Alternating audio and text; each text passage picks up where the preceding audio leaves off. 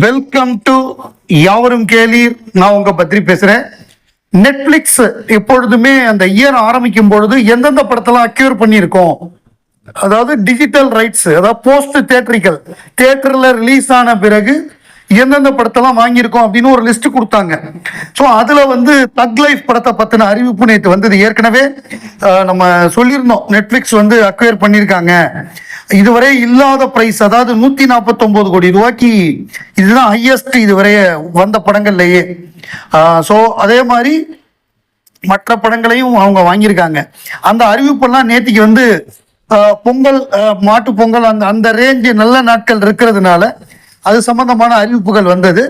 அதுல பார்த்தோம்னா விடாமுயற்சி, அதே மாதிரி குட் பேட் அக்லி, இன்னும் சில படங்கள், ஹிந்தி படங்கள், அந்த மாதிரி அவங்க என்னென்ன வாங்கியிருக்காங்களோ அதெல்லாம் அவங்க வந்து அனௌன்ஸ் பண்ணியிருந்தாங்க.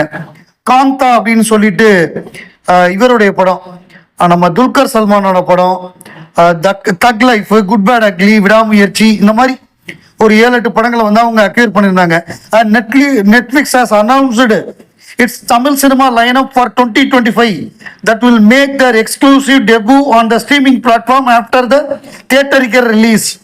This includes movies featuring Ajit Kumar, Surya, Pooja Hegde, Dulquer Salmaan, Trisha Krishnan and Kamal Haasan.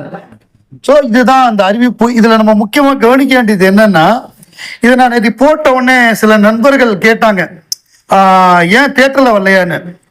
அதாவது தியேட்டரில் வந்ததுக்கு அப்புறம் இது வந்து இதில் வரும். அதனால வந்து ஜூன் 5ஆம் தேதி உலகமெங்கிலும் ஏராளமான திரையரங்குகளில் வந்து கிட்டத்தட்ட 10,000 திரையரங்குகளில் வந்து தக் லைஃப் ரிலீஸ் ஆகும். அதுக்கப்புறம் அந்த ரிலீஸ் ஆகி அவங்க ஒரு இது வச்சிருப்பாங்கல்ல, 28 நாளோ 56 நாளோ, அந்த நாட்களுக்கு பிறகுதான் அது டிஜிட்டல்ல வரும். அதனால வந்து யாரும் பயப்பட வேண்டாம்.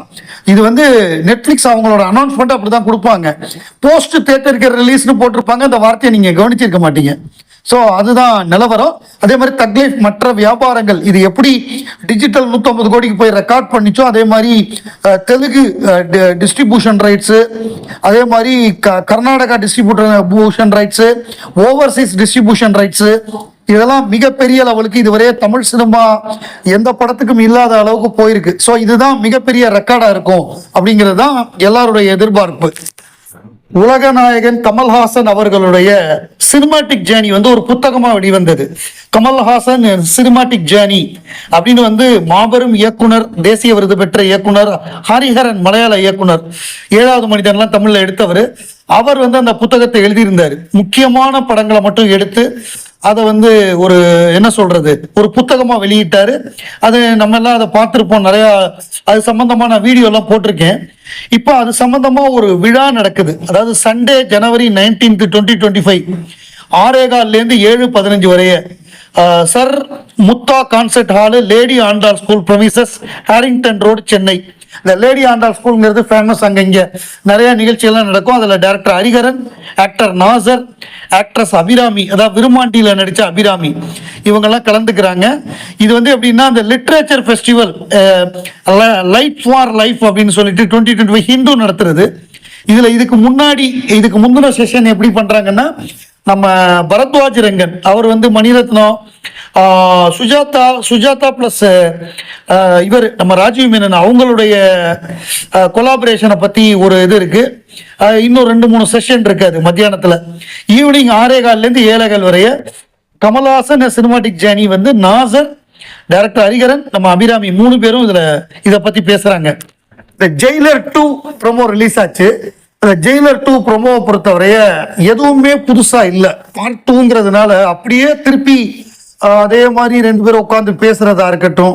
அப்புறம் ஃபுல்லா டூப்பை போட்டு விட்டாங்க. டூப்பை போட்டு விட்டு கடைசி 1 செகண்ட் மட்டும் ஒரு கண்ணாடியை இது பண்றாரு.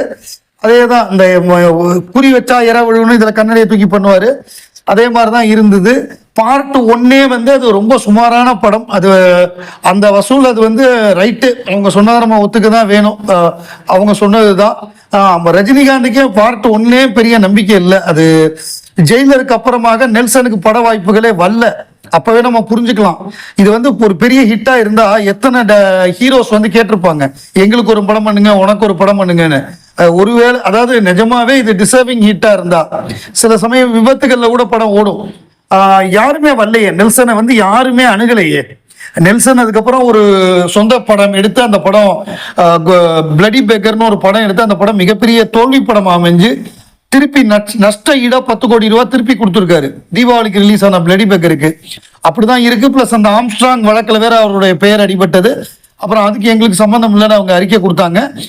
இவ்வளவு நாள் டைம் இருந்தும் நான் சரி பயங்கரமா வரப்போகுது, தியேட்டர்ல எல்லாம் போடுறாங்க, பயங்கரமா ஒர்க் பண்ணியிருப்பாரு, இவ்வளவு நாள் டைம் கிட்டத்தட்ட ஜெயிலர் வந்து எவ்வளவு நாள் ஆச்சு, அவ்வளவு நாள் இவர் சும்மா தானே இருக்காரு, உட்காந்து யோசிச்சிருப்பாருன்னு பார்த்தா ரொம்ப சாதாரணமா ஃபுல்லா டூப்பை போட்டு எடுத்துட்டு 1 செகண்ட் மட்டும் இது பண்ணிட்டு அதே திருப்பி அந்த பாட்டையே திருப்பி போட்டுட்டு அனிருத் புதுசா போட்டா செல்ஃப் எடுக்காதுன்னு பழசே போட்டு ஒப்பேத்திட்டாங்க போல் இருக்கு. அப்படிதான் இருக்கு.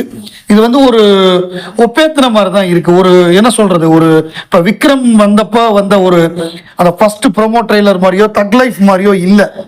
அந்த ஒரு ஜெனியூன் ஹார்ட் ஒர்க் இதுல தெரியல. ரைட்டு ஏதோ ஒன்று பண்ணி விடுவோன்னு பண்ண மாதிரி இருக்கு. எந்தவித கட்டுப்பாடும் இல்லாமல் ஒரு ரெகுலேஷனும் இல்லாம ஏராளமான படங்களை ஒரே நாள்ல ரிலீஸ் பண்ணா அது வந்து இண்டஸ்ட்ரிக்கு மிகப்பெரிய ஒரு டிசாஸ்டரா அமையுங்கிறத வந்து மீண்டும் ஒரு முறை இந்த பொங்கல் ரிலீஸ் பண்ணிருக்கு. இந்த பொங்கல் நிரூபிச்சிருக்கு.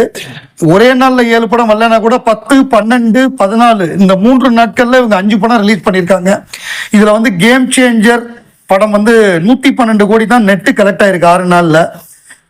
அதே மாதிரி இது பார்த்தோம்னா வணங்கான் வந்து வெறும் 7 கோடி தான், 7.5 கோடி அந்த ரேஞ்சு தான் வந்திருக்கு. டே 1 1.25 கோடி, டே 2 1 கோடி, டே 3 சண்டே வெறும் 90 லட்சம், டே 4 மண்டே 54 லட்சம், டே 5 டியூஸ்டே 70 லட்சம், டே 6 ரொம்ப கம்மி. ஓவராலா ரொம்ப கம்மியா 7 கோடி ரேஞ்சுக்கு தான் 50 கோடி பட்ஜெட்ல எடுக்கப்பட்ட வணங்கான் மிகப்பெரிய ஒரு ப்ரொடியூசருக்கு மிகப்பெரிய நஷ்டத்தை ஏற்படுத்தும். கிட்டத்தட்ட தியேட்ரிக்கல் எவ்வளோ கொடுத்துருக்காங்கன்னு கரெக்டான தெரியல. ஓடிடி வியாபாரம் பண்ணலை, டிஜிட்டலும் சேட்டலைட்டும் வியாபாரம் பண்ணலை, டைரக்டாக ரிலீஸ் பண்ணிட்டாங்க. பெரிய தோல்வியாக இருக்கும்னு நினைக்கிறேன்.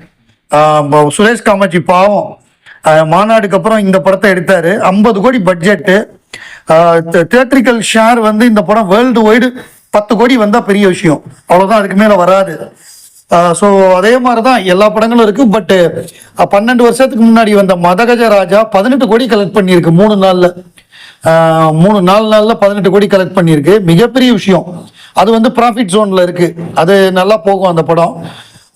இது வந்து என்னன்னா மக்கள் வந்து என்டர்டைன்மெண்ட்டை மட்டும் எதிர்பார்க்குறாங்க. இவங்க வந்து அமுக்கிட்டான் பிரிக்கிட்டான், சாதி மதம் புரட்சி புண்ணாக்கு புடலங்கான்னு பேசினா மக்கள் பார்க்க தயாரா இல்லை. நீங்க இங்க வந்து பாடம்லாம் நடத்தாதீங்க, பியூர் என்டர்டைன்மெண்டா எடுங்கன்னு ஒரு பக்கம் சொல்றாங்க. இன்னொரு பக்கம் அது 12 வருஷத்துக்கு முன்னாடி வந்த ஒரு ஆணாதிக்க ஒரு என்ன சொல்றது ஒரு மோசமான டபுள் மீனிங் ஜோக்கெல்லாம் இருக்கக்கூடிய படம், அது ஓடுறது வந்து நம்மளை பின்னோக்கி இழுக்குது அப்படின்னு 2 விதமா சொல்றாங்க. உங்களுடைய கருத்து என்ன? இது வந்து ஹெல்த்தியான ட்ரெண்டா இல்ல வந்து நம்ம பின்னோக்கி போயிட்டு இருக்கோமா?